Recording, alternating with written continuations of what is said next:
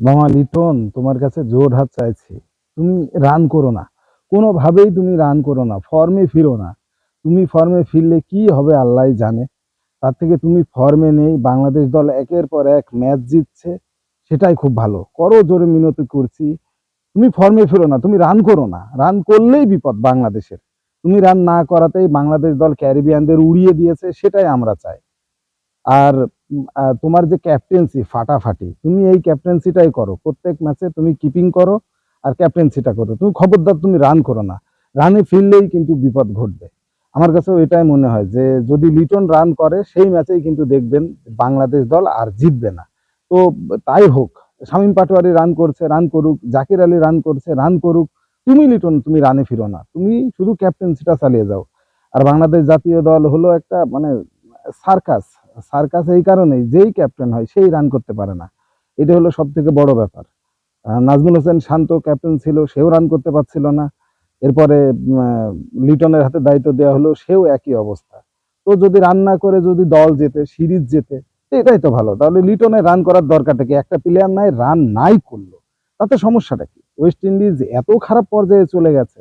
West ইন্ডিজের সেই Caribbean, সেই সূর্য বীর্য টি-20-র সেই কার্লোস ব্রাফেটের কি ছক্কা, সেসব কোথায় গেল? তারাও হারিয়ে গেছে, ওয়েস্ট ইন্ডিজও হারিয়ে গেছে।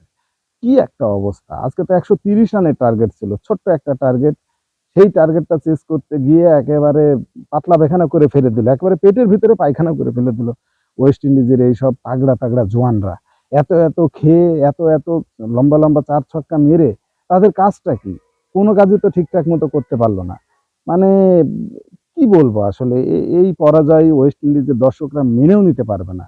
আজকে যদি ব্রায়ান চার্লস লাড়া খেলা দেখতো, আমার মনে হয় আজকে জ্ঞান হারিয়ে সে মাঠেই মারা যেত নিশ্চিত। মানে আমার কাছে এইটাই মনে হয়।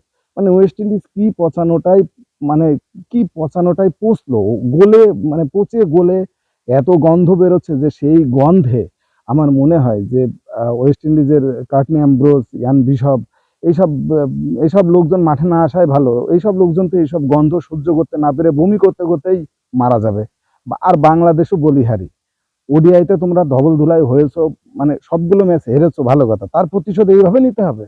ওয়েস্ট ইন্ডিজের এইসব মানে কি বলবো, ওয়েস্ট ইন্ডিজের একটা টি-20-র একটা কালচার ছিল, সেই কালচারে তোমরা যেভাবে কালিমা লাগাচ্ছ, এটা আনবিলিভেবল। এগুলো উচিত না। একটা দেশে গেছো, সেখানে গিয়ে খাও দাও ভালো মন্দ, যেভাবে ওডিআই সিরিজটা হেরেছো সেভাবে সবগুলো ম্যাচ তোমরা হারো, তা না ওখানে গিয়ে তাদের উপরে ছড়ি ঘোরাচ্ছ। এটা কোনোভাবে কি মেনে নেওয়া যায়?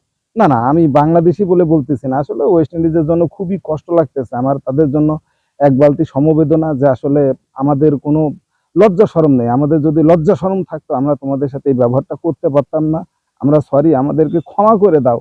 আর একটা ম্যাচ আছে, তোমরা অন্তত এই ম্যাচটা যেত, এই ম্যাচটা জিতে ধবল ধুলার হাত থেকে বাঁচো, টাইগারদের হাত থেকে বাঁচো। টাইগাররা যেভাবে থাবা দিচ্ছে, তাতে করে আমার মনে হয় না যে তোমরা তোমাদের পণ্যে প্যান্টটা রাখতে পারবে। অন্তত পক্ষে প্যান্ট তো খুলে চলেই গেছে, অন্তত জাঙ্গিয়াটা যাতে ঠিকঠাক মতো রাখা যায়, কারণ টাইগারের থাবা কি জিনিস মনে হয় এই কয়দিনে তোমরা অন্তত পক্ষে বুঝেছো। তো তোমাদের জন্য শুভকামনা রইলো। আর টাইগারদের বলে দিচ্ছি, আমি এইসব বলতেছি বলে তোমরা জয়ের রথ থামিও না। একেবারে জাঙ্গিয়া ট্যাঙ্গিয়া যা আছে ওয়েস্ট ইন্ডিজের সব খুলে হাতে ধরিয়ে দাও।